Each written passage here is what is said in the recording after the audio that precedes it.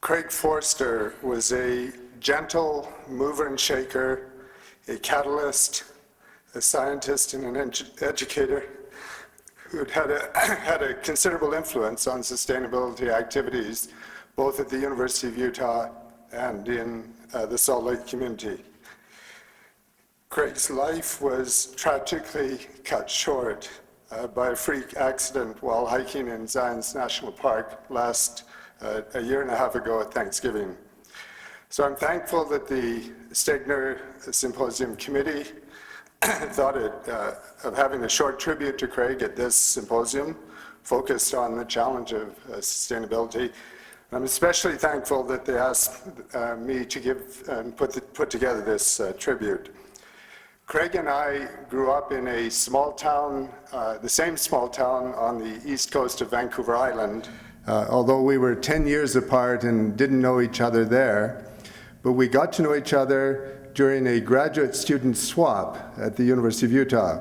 I sent one of my graduate students to the University of British Columbia to learn about modeling hydrology, and Craig's mentor, Craig was a student at the University of British Columbia at the time, sent Craig here to the University of Utah to me to learn about geothermal systems. Craig fell in love with Utah.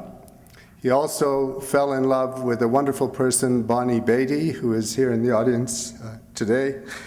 I don't know which happened first, but the important thing is that Craig made his home and made his contributions in Utah. Over Craig's professional life, he was a hydrologist, an environmental engineer, a systems thinker, a true systems thinker, much like Daniel Kamen called for yesterday. Craig was a teacher and mentor extraordinaire. He was a person who became accomplished at dispute resolution and in planning. He was a telemark skier to envy, a music maker who played often at the farmer's market, a cook, and just a fabulous individual. I've partitioned Craig's contributions into two parts, or what I call his legacy into two parts.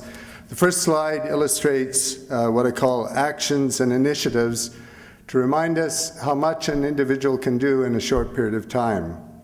Craig didn't initiate all of these activities, but he was an important part or catalyst for most of them. Starts off at the top with the SEED organization. There was really an initiative started by two students at the University of Utah, Alex Parvda and Lindsay Clark. But Craig soon started attending their meetings, sitting there with his laptop, and soon promoted their activities. That grew, together with student activities and initiatives, into what is now the Office of Sustainability at the U, and Craig became its first director. He was insistent and worked with President Young and other people at the university that resulted in President Young's climate commitment, and that was followed by the Climate Action Plan, which we're very pleased to say that the university has committed itself to being a zero emissions campus by the year of 2040. Many of you have seen in this meeting how we struggled to get there, but we're committed to do that largely by a commitment between students and faculty. Craig sponsored the first climate teach-in at the university. After he died, several of us inherited his notes and computer programs and so forth, and found that he was plotting for a sustainability certificate at the undergraduate level, which is now coming to fruition. He also had ideas for a sustainability research center, which would be a little bit different from the sustainability office. That was approved a few months ago by the Board of Trustees. He was a principal person in arguing for what we call SCIF, which is the Sustainable Campus Initiative Fund, which taxes the students. It's a voluntary tax by the students of $2.50 a semester that goes into money for projects and initiatives towards making the campus more sustainable.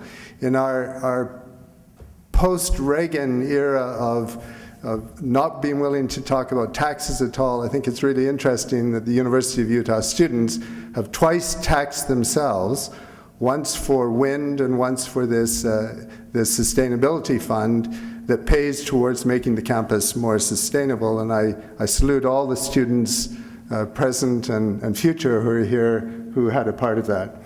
It's not just the university that Craig influenced. He was active in the community with architectural communities and so forth in making lots of things happen. The second part of Craig's legacy, and I actually think a more lasting part, would be his ability to empower students. And I invite you to read several of these. I contacted former students and staff members that worked with Craig and said, give me something for this presentation, that ways in which Craig influenced you. And all of us would love our students and our colleagues and people we work with to say these kinds of things about us after we've left them. Craig had the ability, much like Irene Fisher at the Benyon Center, for those people who knew Irene, to let students go out on a limb, to basically do them and just totally empower them.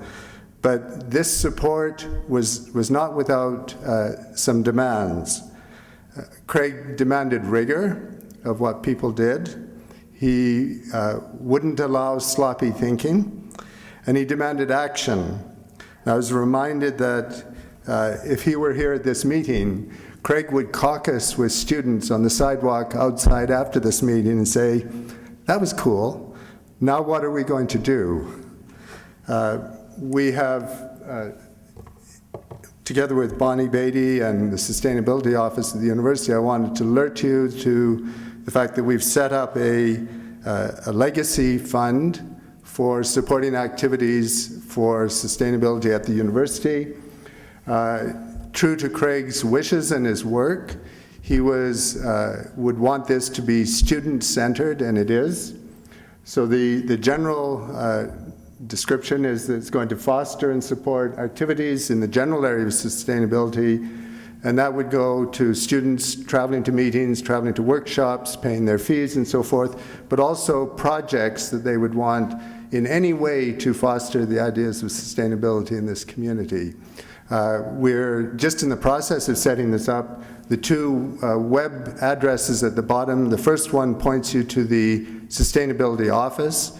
The second one to the Development Office at the university. This is our capital campaign, so together we'll reach you there, and it's only one or two buttons away from then being able to denote to this, to Craig's endowment fund. And then finally, while Craig never sought special recognition, and certainly never sought medals in the things he did, I couldn't pass up being Canadian, couldn't pass up this opportunity, given Craig's heritage in Canada and Vancouver, given the recent Winter Olympics in Vancouver, and also recognizing that Craig made another Olympic city, that is Salt Lake City, his home, to award him posthumously a gold medal for activities in sustainability. Thank you.